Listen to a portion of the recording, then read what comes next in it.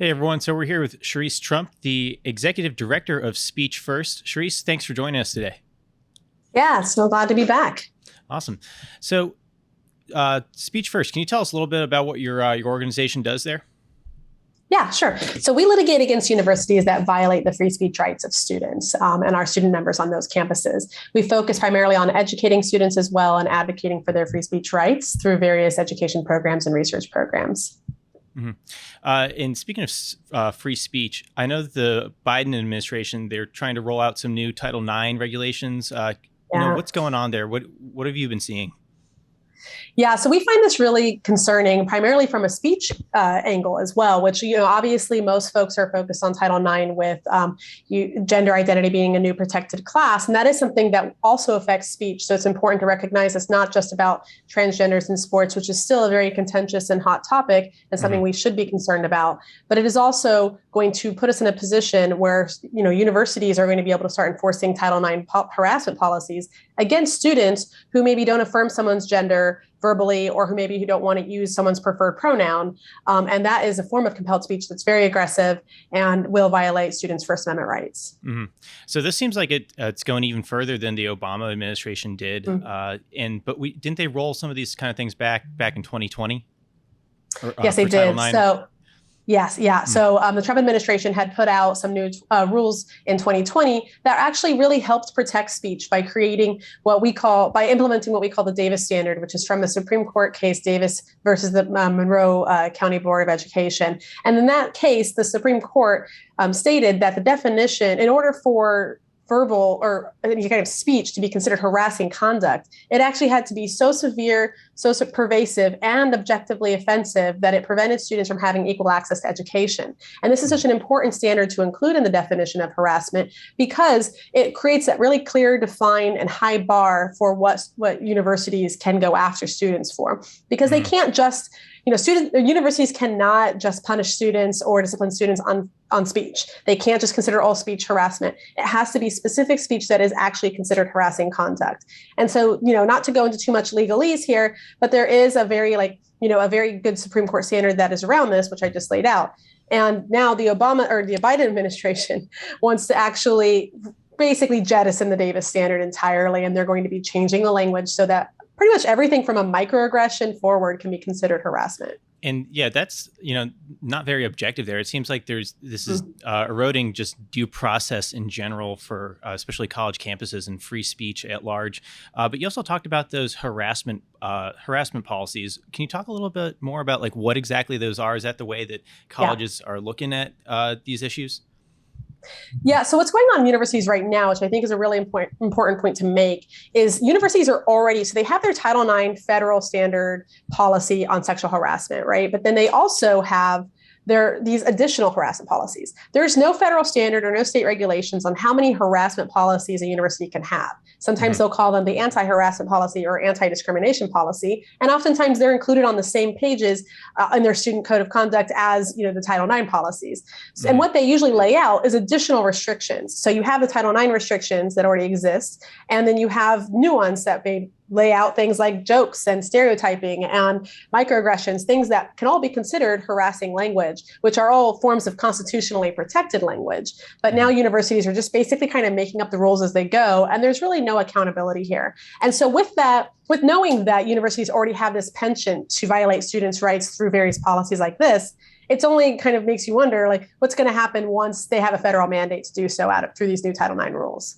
Sure. So some of these regulations have given colleges kind of too much free reign, maybe diversity consultants, that whole, group of people they've been hiring, give them too much power. But this would kind of solidify what the Biden administration is trying to push. Yeah. So a lot of our lawsuits and things that we're seeing right now are based on the current 2020 rules are still in play. The universities are actively choosing either not to follow them or to create additional policies to be like a workaround from the Title IX policies from 2020. So yes, there's millions of dollars being funneled into these DEI, these diversity, equity, and inclusion departments, and they need something to do. So they're creating these new policies And yes, with the federal mandate, with the new Title IX rules that are being proposed, it will just open the floodgates for going after constitutionally protected speech. Sure. And so what does Speech First like do on these college campuses? Do you go just help out these kids, represent them? Talk to me about how kind of that looks. Yeah, so our student members come to us to let us know when there's policies that they feel are actively chilling their speech. They feel like they can't say anything. They're afraid to express their political ideas and participate in political debates because of the fact that they know that they might be able to offend someone to the point where they could get accused of harassment or reported to what's called a bias reporting system, and then disciplined through the schools measures. And so this is something that we're seeing across the country, and it's definitely on the rise with this chilling speech and this self-censorship. And we usually represent them in the court of law when there are policies that they bring to our attention that are violating their First Amendment rights. Unfortunately, there's only so many universities there's only so many of us, and there's so many universities that are violating these policies. So we do try to stay on top of it as much as possible. There are other organizations like us also try to educate students in knowing their legal rights, because a lot of times students come onto campus and they just don't know what their rights actually are. They take everything that's in the policy handbook on their campus as the truth. And they say, okay, look, clearly we can't do any of this stuff. Oh, wait, I can't have what's a microaggression? I don't know what that means or what that looks like. So I'm just not going to say anything. Maybe I don't want to hold an event on whether transgender should be participating in school athletics because I'm afraid I might upset someone to the point where I get reported to a harassment office.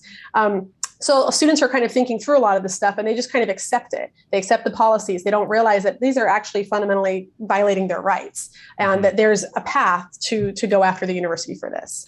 Yeah. And I mean, I was in college less than 10 years ago, and I remember, those same kind of feelings, seeing the same kind of things on campus.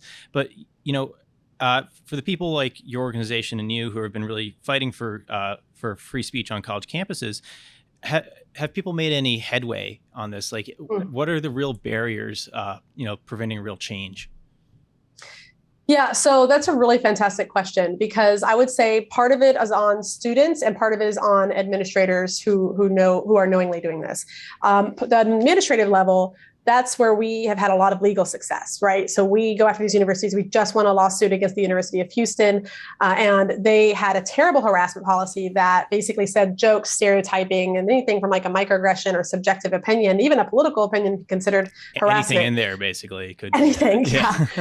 Exactly. It's crazy. And so we launched a lawsuit against them earlier this year and very quickly won, and were able to settle very decisively with them in not just having them change the policy and promising never to bring it back, but we also got a fee out of them, because it was just something that was, and this is really important when we go into lawsuits, to make sure that they feel tangible consequences. So the universities, because they know, right? They have inside counsel. They know that they're violating their rights. They know they're pushing the buttons here. They just are hoping to get away with it. Now, on the student side, like I said, it's important that they not only recognize their rights, but what concerns me is that there's so many students who are willing to report on students that offend them.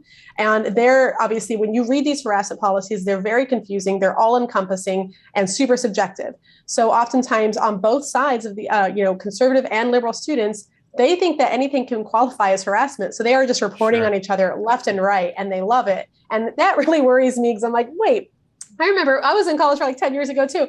And I remember on campus, it was kind of like, you didn't really work with the administration. You're kind of working against it, right? You're kind of working against the man. But these days, it seems the younger generation just really enjoys reporting on each other. That's what I was going to say. Is like, do you think there's kind of some incentive for kids to do this today, college students to do this, whether it's just to get clout or to be kind of part of the, the social justice in-group that is so powerful on so many college campuses? Do you think there's some incentives there why it's, gotten so vicious? Yeah, that's a good question, because I think this is twofold. One is, yes, I do think there's an incentive of like being part of something bigger than yourself, right? Everyone when they're young has a desire to want to be part of something great and some big movement, right? And the social justice movement has really done a great job at miseducating and misinforming students to the point where they can participate in something that's actually not only ineffective, but really destructive.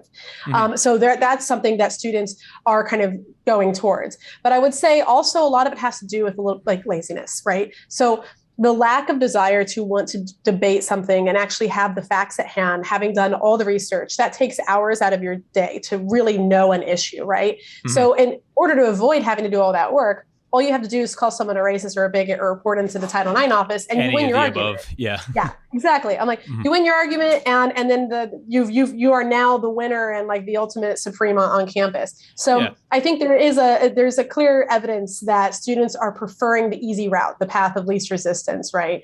Over the ones of a lot of work and rigor. And I think for the kids who are called out on this kind of thing, no one really wants to go in front of these all campus town halls and have to defend themselves against such, ridiculous accusations. It's really just, character assassination, I think, a lot of the time. Yeah. But I think this kind of speaks to the... Yeah, there's a genuine fear there, I'll say. There's a genuine fear as well. Yeah. Absolutely. But kind of last question to wrap up here. Do you think this is really not so much about, protecting people from harm, but more about silencing others to advance an agenda? People who are focused on, silencing free speech are more often than not, hyper liberal people on college campuses. Do you think it's really agenda driven here at the end of the day? Yeah, as much as they won't admit it, it absolutely is. There's clear evidence of viewpoint discrimination here. It's the policies that exist are very selectively enforced. Let's put it that way. They're enforced against conservative groups very often, religious groups, and religious individuals who want to hold events or speak out on various issues. And part of that is because they are in the minority on campus. So they already have the fact that their voices are in the minority. And so anyone who disagrees with them can use all of the resources at their disposal to go after them. But there's also the issue of, yes, most administrators are very progressive and very far left-leaning, and they do see this as an opportunity to encourage the very left-leaning students to allow for the campus to essentially become like an indoctrination camp. Sure. And, a lot of those groups, conservative groups on campus don't often have the support group on campus, which is where your groups like you come in to help them out. Yeah. But Cherise, thanks for coming on.